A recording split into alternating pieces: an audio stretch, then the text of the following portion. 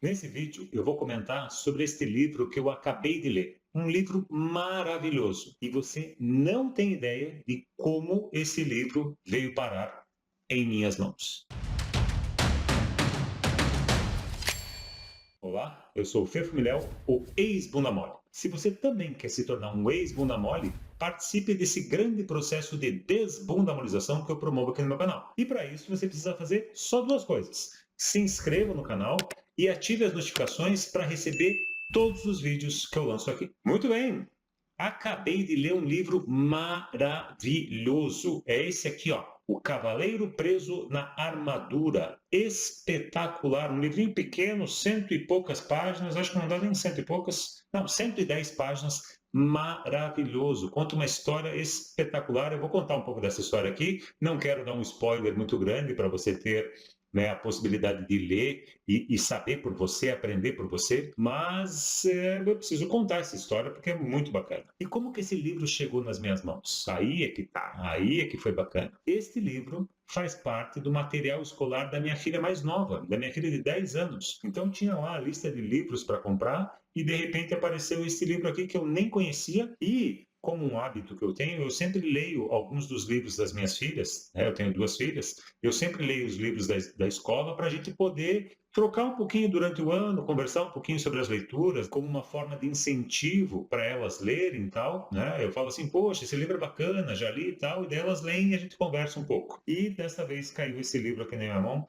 que é O Cavaleiro Preso na Armadura, uma fábula para quem busca o caminho da verdade. Então eu vou contar rapidamente para você e no final eu vou fechar com uma dicasinha, uma sugestão, né, que pode fazer grande diferença na sua vida. Bom, esse livro fala sobre um cavaleiro, né, que tem uma armadura bonita, imponente, reluzente. E o trabalho desse cavaleiro é basicamente o que um cavaleiro faz. Ele mata dragões e salva princesas. Pois bem, esse cara gosta, esse cavaleiro gosta muito de fazer esse trabalho. Ele vive para esse trabalho e faz esse trabalho num nível extraordinário. Talvez ele seja um dos melhores cavaleiros do rei. A questão é, esse cara começa a ficar tão envolto ao trabalho que esta armadura que ele usa durante o trabalho, ele começa a usar durante a sua vida normal, na sua vida cotidiana, com a sua esposa e com seu filho. E ele já não consegue mais tirar essa armadura. Olha que bacana essa analogia. Ele fica com essa armadura o tempo inteiro. Ou seja, quando ele não está caçando dragões e libertando princesas, ele está em casa com a família dele, mas sempre com a sua armadura, inclusive com o elmo, né? O elmo é aquele capacete da armadura, aquela coisa que fecha, e aquela coisa que fica fechada fica trancada. Ou seja, ele já não consegue mais nem mesmo comer sozinho, porque ele não consegue colocar a comida na boca dele por causa daquele elmo. Então, a mulher e o filho têm que ajudar. E o fato de estar com a armadura faz com que ele não consiga mais cortar o seu cabelo, que ele não consiga mais cortar a sua barba, que as pessoas, né, que amam ele e que ele mais ama não tenham mais acesso a ele. Então, essa é uma metáfora muito bonita para dizer assim: às vezes na vida a gente se recobre de uma armadura que pode até ser boa no nosso trabalho, pode até ser boa numa parte da vida, mas em muitos casos ela fecha a gente em termos de sentimentos para nos relacionarmos com as outras pessoas. Ou seja, é uma armadura que ao mesmo tempo protege a gente de alguns perigos, mas também não deixa a gente entrar em contato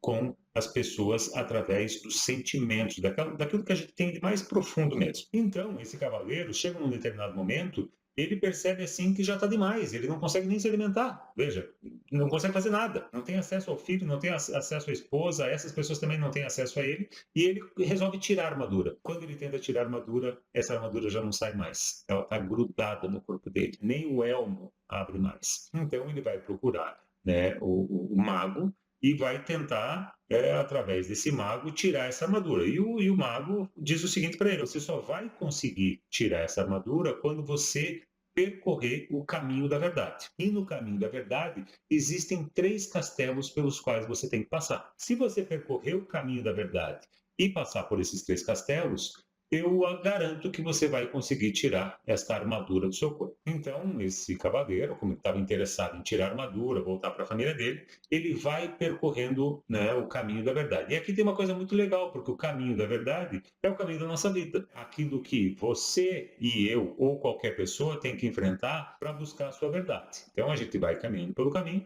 e os três castelos são muito inteligentes, por isso que eu gostei muito do livro, né? O primeiro castelo é o castelo do silêncio. Você precisa, né, para encontrar a sua verdade, ter uma espécie de silêncio, mas não só o silêncio que está aqui, né? Não só esse silêncio que está aqui, esse silêncio que está aqui. Essas coisas que a gente fica conversando, falando, se respondendo, criando histórias na nossa cabeça. Então, o segundo livro, você precisa silenciar essas coisas, aprender a silenciar. Eu não vou entrar muito no que o livro fala para você poder, né, ler também e chegar nas suas próprias conclusões. Mas o primeiro castelo que a gente tem que enfrentar no caminho da verdade é o castelo do silêncio. O segundo castelo é o castelo do conhecimento, mas não o conhecimento das coisas do mundo. Aqui ele se refere mais ao autoconhecimento. Então, eu silencio o que tá aqui, não escuto mais o que está aqui e passo a entender tudo aquilo que eu pensei e penso a meu respeito, que por um lado podem ser verdade, mas por outro lado podem ser grandes mentiras que a gente se conta. Eu tenho certeza que você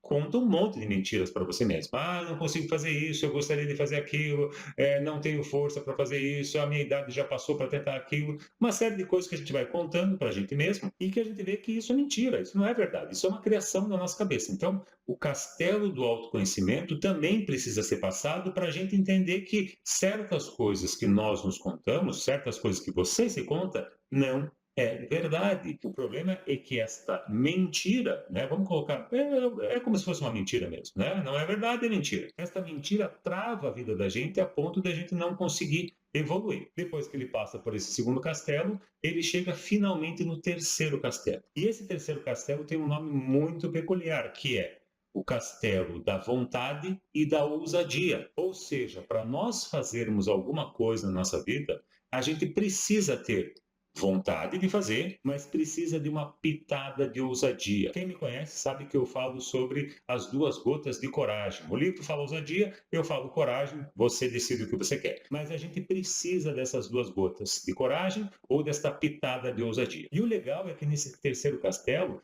nos outros dois não havia nenhum dragão para ele enfrentar, para o cavaleiro enfrentar. Mas nesse terceiro castelo existe um dragão. E olha que nome peculiar desse dragão. O dragão chama-se Medo e Indecisão. Ou seja, é o dragão do medo e da indecisão, que você só vai passar por ele se você tiver vontade e ousadia. Então é como se fosse assim: de um lado tem o medo e a indecisão que te prendem, e de outro lado você pode destravar esse medo e essa indecisão através da vontade e da ousadia. E olha que bacana isso. Se você conseguir colocar vontade e ousadia, você vai necessariamente vencer o dragão do medo e da indecisão. Então, esse é um resumo muito rápido de tudo que acontece no livro. Tem mais umas, né? Tem as suas nuances no livro. E eu gostaria muito que você lesse esse livro. Mas para nós aqui, o que importa para nós é esta vontade e esta ousadia. Olha que interessante.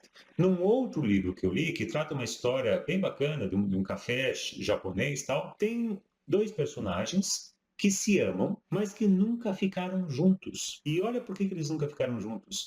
Porque nenhum deles teve a ousadia ou a coragem, né, a pitada de ousadia, as duas gotas de coragem para dizer: olha, eu te amo. Eles não tiveram coragem de expor os seus sentimentos um para o outro. E eles passam a vida inteira sem ficarem juntos, porque não tiveram a coragem. Eu acho que isso pode ter acontecido com você também. Nossa, você gostou de uma pessoa, sentia algo por aquela pessoa, mas tinha medo, tinha receio de dizer para essa pessoa o que você sentia, porque você talvez achasse que ela não gostasse de você, ou porque você acha que ela não te daria bola, você seria rejeitado, ficaria frustrado, e no final das contas, por não ter dito, você nem ficou sabendo que esta outra pessoa também gostava de você. Então você passa a perceber que se a gente não enfrenta o dragão do medo e da indecisão, a gente perde muito na vida porque a gente não conquista aquelas coisas que muitas vezes a gente tem vontade de conquistar. Então, um pouquinho de coragem, um pouquinho de ousadia, e eu tenho certeza que você vai ser capaz de conquistar as coisas que você tanto